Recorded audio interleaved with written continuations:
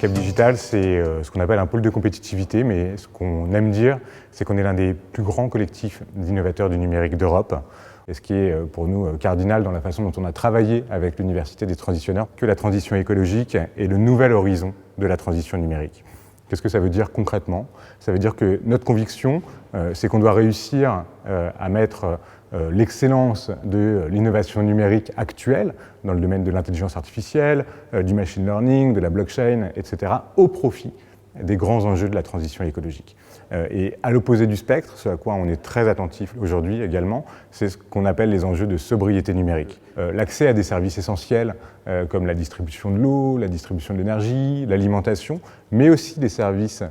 plus proprement numériques, comme l'accès à Internet, la gestion de nos données personnelles, doivent être comprises comme des biens communs et que ces biens communs ne sont pas des freins au développement des entreprises, mais au contraire des conditions sine qua non pour développer de l'innovation et donc créer de la croissance, de la compétitivité et créer des emplois sur le territoire. Dans ce qui nous intéresse aujourd'hui, à savoir l'innovation numérique au service des territoires, c'est extrêmement prégnant aussi. Ils sont nombreux aujourd'hui, les acteurs au sein de notre collectif, qui militent pour que notamment la donnée territoriale, les données géographiques, les données de mobilité, etc., soient perçus comme des biens communs, ou soient en tout cas plus ouverts, pour que des acteurs innovants puissent s'en emparer et capitaliser sur cette donnée, sur ce bien commun, pour produire de l'innovation. Et c'est structurant notamment pour faire face à des acteurs dominants, les GAFAM pour ne pas les citer, ou les BATX en Asie, qui aujourd'hui ont pris un leadership extrêmement important sur cette question de la donnée territoriale. Donc plus d'ouverture de données territoriales, la conception des données du territoire comme un bien commun, c'est un levier extrêmement important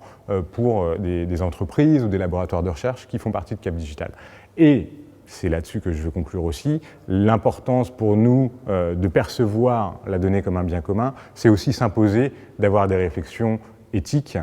sur la façon dont on utilise ces données-là, comment est-ce qu'on les met en partage. C'est la grande question de l'éthique, de la privacy, de l'utilisation de ces données pour faire tourner des algorithmes d'intelligence artificielle. Et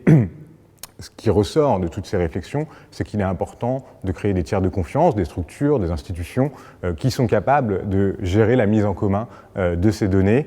pour s'assurer qu'on continue à produire de l'innovation numérique tout en respectant les enjeux fondamentaux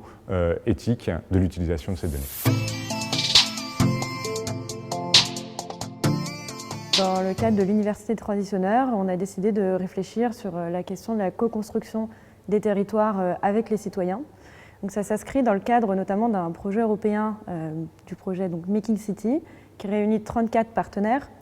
qui a une durée de 5 ans, donc qui a démarré en 2018 et qui a pour objectif de développer le concept de territoire à énergie positive.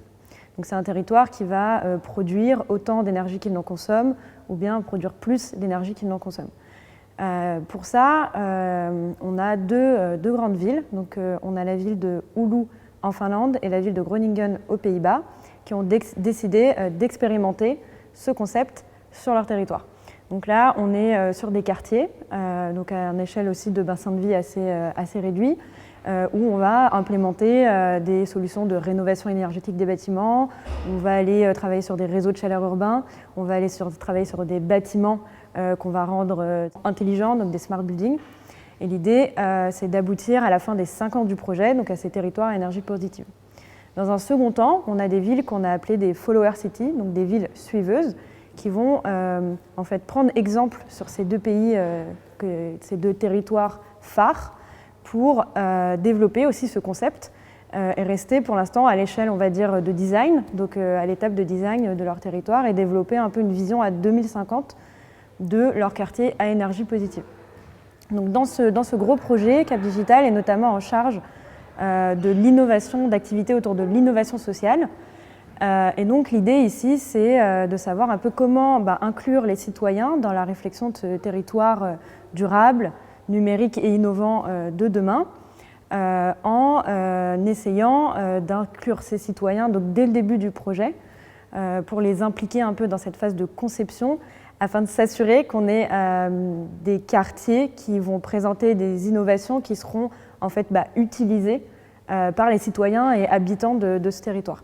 Donc la grande question qu'on s'est posée dans nos ateliers dans le cadre de l'Université des Transitionneurs, c'était un peu comment co-construire les territoires avec les usagers, habitants, citoyens de ces quartiers.